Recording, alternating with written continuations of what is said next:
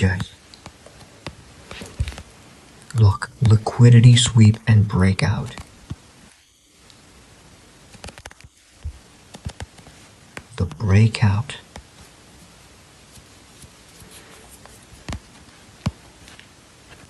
And after a situation exactly like this one has occurred, we then wait for the second breakout. The second breakout.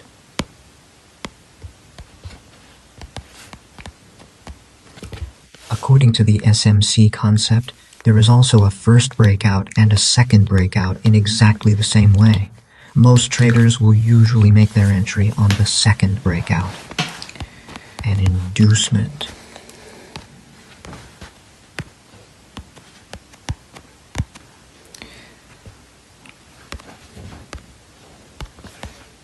The second breakout happened, and that's when SMC traders look for an order block from here and enter a trade. They enter a trade from the order block here, or ICT traders enter from the FVG.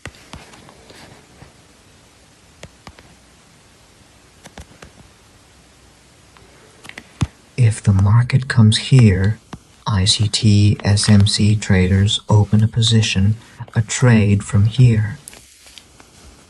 What about classic traders? Classic traders, trendline traders.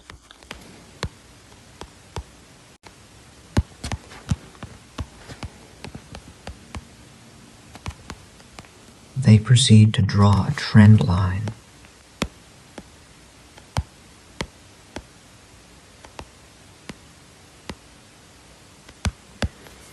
And classic traders also have a zone here, or they don't need a zone, or they enter a trade through this trend line.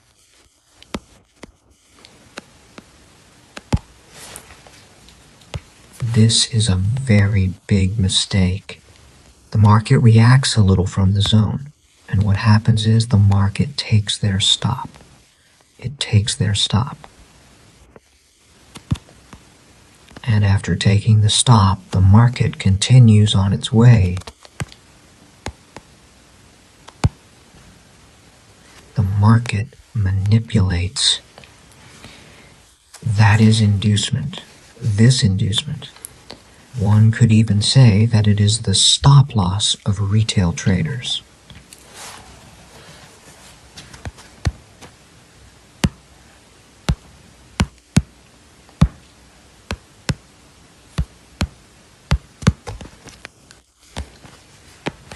The first breakout and the second breakout. And after the second breakout, the low of the second breakout becomes an inducement for us. Okay. The market can go to a buy without taking this inducement. This also happens, of course. Okay, look. Higher high, higher low. Higher high, higher low. Higher high. For us, all of these are inducement, these lows. They haven't been resolved yet. We don't enter a trade at all at such a time. When the market clears these inducements, only then do we enter the market to trade. Okay. Our SNRK level must always be below the inducement. The inducement. An inducement. Order block. Or RBS or QM, it has to be a K level like that. These are also inducements. These are also inducements. Okay. If the market resolves this inducement and there is another breakout, we can enter the trade. Of course, we can enter a trade.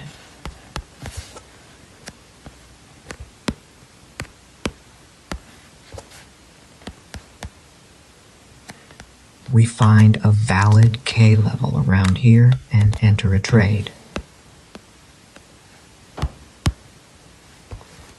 Alright then. It is exactly like that. Look, there are other ways to enter from an inducement. We'll go over them now.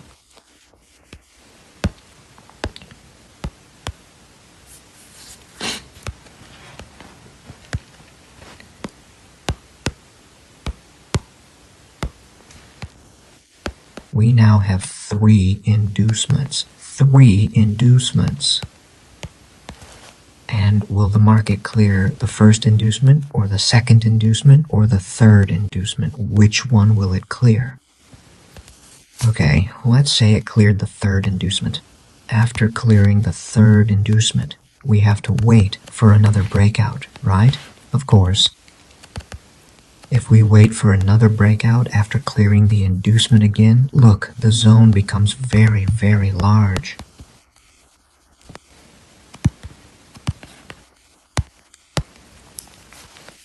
Okay, I will now teach you how to get another confirmation after the inducement.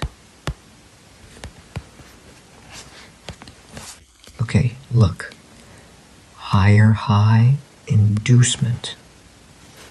First, second, third inducement, it doesn't matter which inducement it will be. Look, but the market has to clear at least the first inducement. It has successfully cleared the first inducement level, and the market reacts a little. And the market continues on its path, meaning lower low, lower high, lower low, and then higher high. We wait for the breakout. One-time breakout.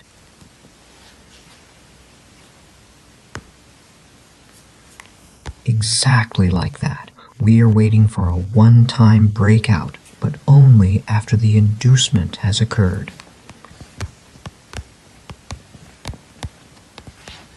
Breakout.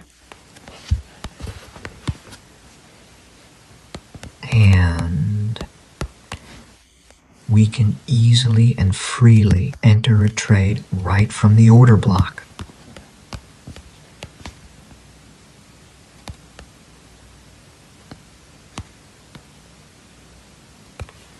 Exactly like that.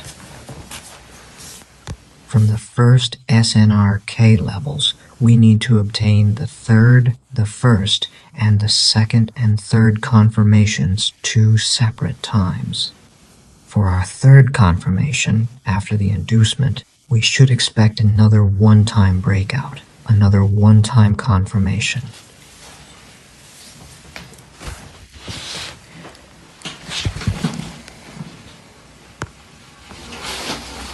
First confirmation.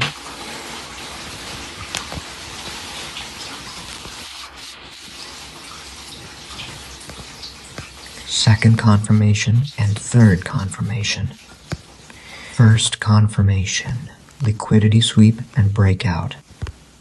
Okay, second confirmation, liquidity sweep and breakout, and another second breakout. Third confirmation, liquidity sweep, breakout, another second breakout, and inducement, sweep, inducement. It clears the inducement, and before that, just like that, there should be a higher high. And from the market, we need to get another one-time confirmation after the inducement has been cleared. And freely from here, we can look for a key level and enter a trade.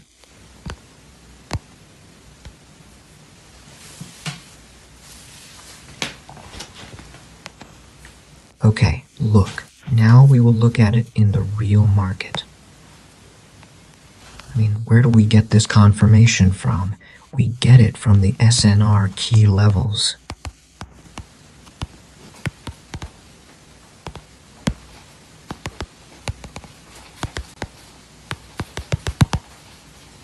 Key level, I mean, we take the high time frame for the key level. High time frame or low time frame. Okay, look. First, I will teach you about external range and internal range.